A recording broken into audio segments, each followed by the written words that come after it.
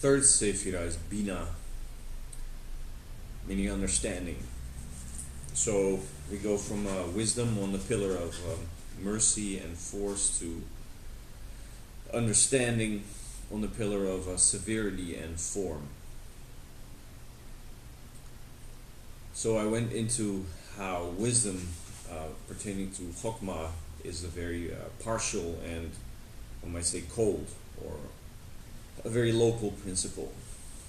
It has everything to do with survival, essentially.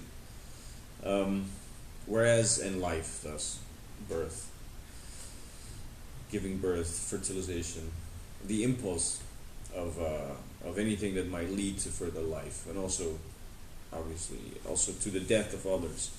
Binah, on the other hand, opens the realm of form. Now, how does form stand opposed to force?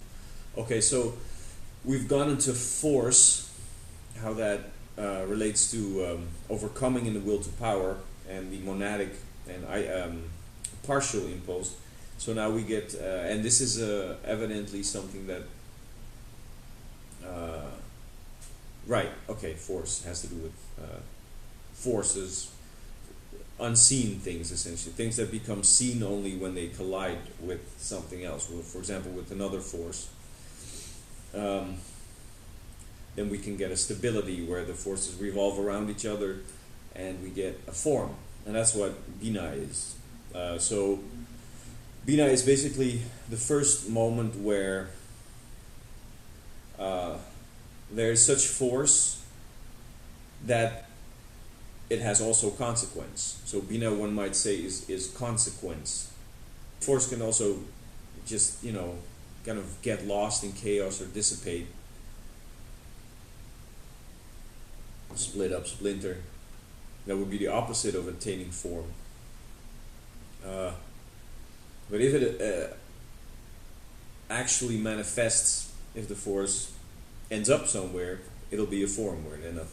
And it'll be interacting with other forces, and it will be able to absorb other forces. So this is why the color of Binah, associated with Binah, is black, because it absorbs everything. The symbols of Binah include the sea, Mara, the great sea, or the bitter sea, or the dark one. It pertains to the entire vast expanse of the cosmos. It pertains to any kind of space where light gets lost, and it pertains to any kind of let's say, watery body or cloud, the ground on which from which forms can emerge. So this is not a primordial ground like Keter is. The potential is the primordial ground, but that only births force. Potential births not directly form, right? Manifestation goes from potential. Manifestation follows potential. First comes in the form of just energy, and then that energy goes into patterns. Some of the energy gets locked into patterns, and this produces this tapestry of forces that we might call time-space continuum. I think that's essentially what Binah, we could say it is, the time-space continuum where all three words are instrumental, especially continuum, as it is indeed a thing of consequence. So Binah, astrologically, Binah is associated with Saturn. Traditionally, they call it a malefic, a bad planet, a planet of negative influences. It's a restrictive order. Saturn, or Kronos in Greek, is a Titan, rules time. Kronos meaning time. So that's also a form. Time is essentially the form in which, the form. It's a form in which forces can be made to relate, can be seen to. relate to each other, or forms. One might say that time is simply one of the first forms, or perhaps even the first form, as space is not possible without time, if I'm correct. So if we begin with a very local physics of Chokmah, of also of photons, the straight line, there is no time involved at that point, but also no space. If there's different points that relate in a fixed way or a consistent way, then you have a continuum, and we call this space and time. But space and time cannot exist separately of each other because, well, that's just not how it works. Space essentially comes to be when there are different objects that move with respect to each other, because nothing's ever static, because existence itself is a dynamism. So space is basically a balance between different forces, between motions.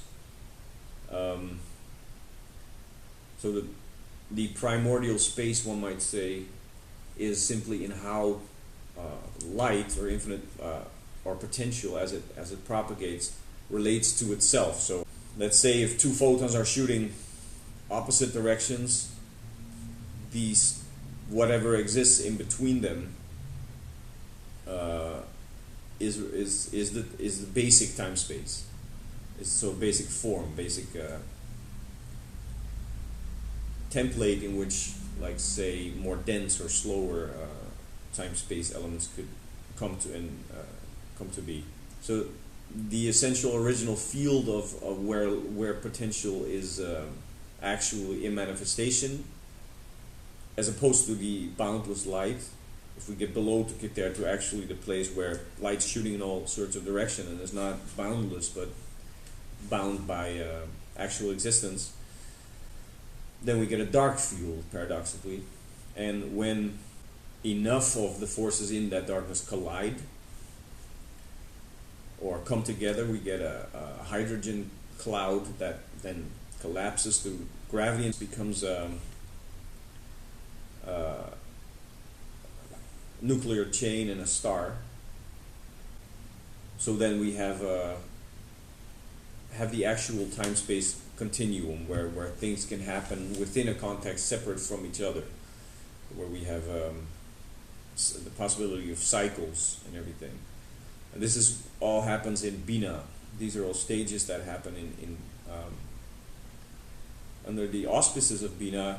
And here you can see that Chokmah is pure force and like formless force, just the straight line, but not even a line, just that movement, that will, that impulse, and that direction. And Binah would be geometry, like forms, cold forms that have no movement either way. And then the pillar of mercy, of equilibrium or mildness, is the mix of pure potential and cold form, where you get potentiating forms such as chemical processes. An atom has no determinate end, whereas a star just burns itself up and eventually collapses into each other and kind of basically becomes another sort of atom, like a neutron star, a star that's dead, that's lost its chemistry, where atoms get split up and merge and fuse and are part of a process that is bigger than themselves. Then eventually the star just returns back to the atomic stability. So a neutron star is very much just a pure Binah kind of thing. Binah nor Chokmah, essentially, they are both above the abyss, as it is called, being part of the supernal triangle. We can see Binah and Chokmah. Remember, this is all the mind. These are all sort of the structures of the ideas of being that the Tree of Life explicates and allows us to observe from a distance. It's as if it allows us to look at the structure of our own conceptual mind. in which the models of everything else that exists are rooted, and parts, the building blocks of which it uses to also build understanding of the thing that occurs in the mind. So that's always going to be a little bit tricky. It's always going to be a reference, when you speak about the Kabbalah, it's always going to be a reference both to the external world or the macrocosmos and to the mind itself that apprehends that, which is the microcosmos. Is identified as a microcosmos in the Kabbalah. So, but where Keter, Binah, Chokmah, and Binah form the supernal triad, where 1 equals 3, as supposedly Homer once said, we can't apprehend the one, we can't comprehend the one without having 3 aspects of it. So that's just kind of like a metaphysical being, one might say, the eternal being, the eternal principles of which being would almost always be composed. Then we get below the abyss into time, the actual time space, and there it becomes entirely specific, no longer a matter of principle, but more of phenomenon, of appearance, and of experience. It's hard to, it's humanly not really, once you experience, like I said, for example, the experience of Chokmah is this cathartic joy, or that's one version of it, kind of this almost like an infant type joy. And the experience of Binah is, one might say, one of fate, of fatedness. This is what Buffalo remarked. He was asking if one of my viewers,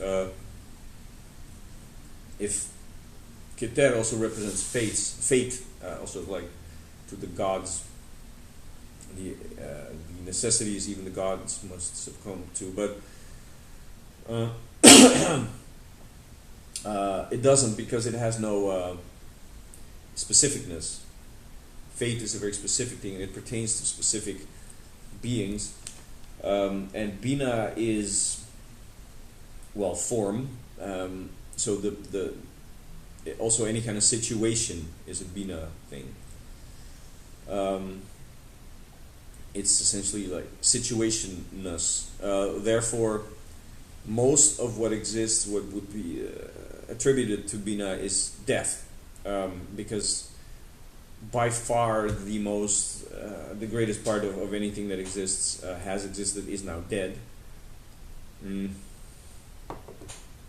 Is either simply a black hole, accumulated gravity, or just ashes or earth or dirt, or just clouds of dust in the far reaches of the cosmos that will never touch anything again. Everything that comes through existence through Keter and as Chokmah ends up in that black dark sea.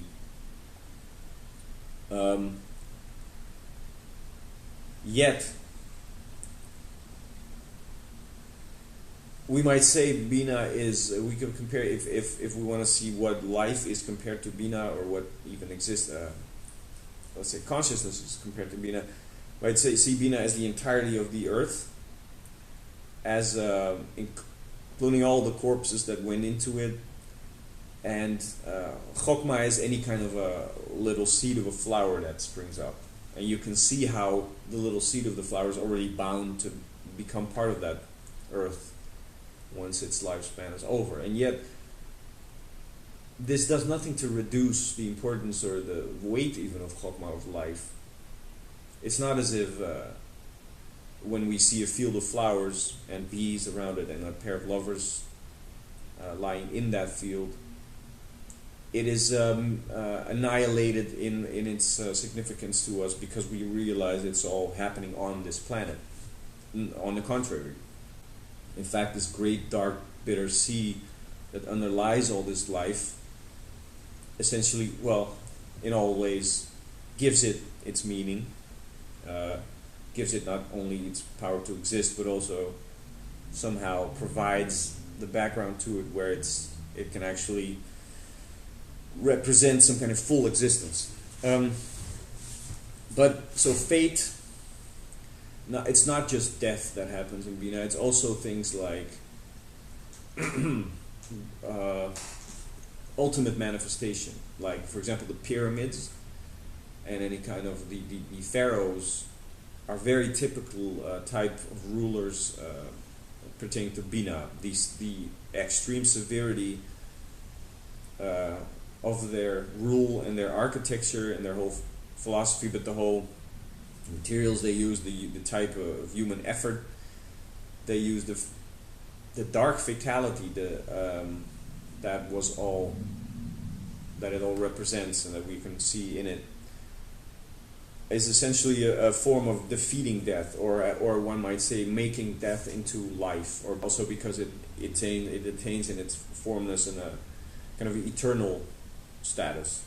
Rome definitely pertains to Binah. The Roman Empire is of such eternity and gravity a form that we might say it is the earthly example of Binah.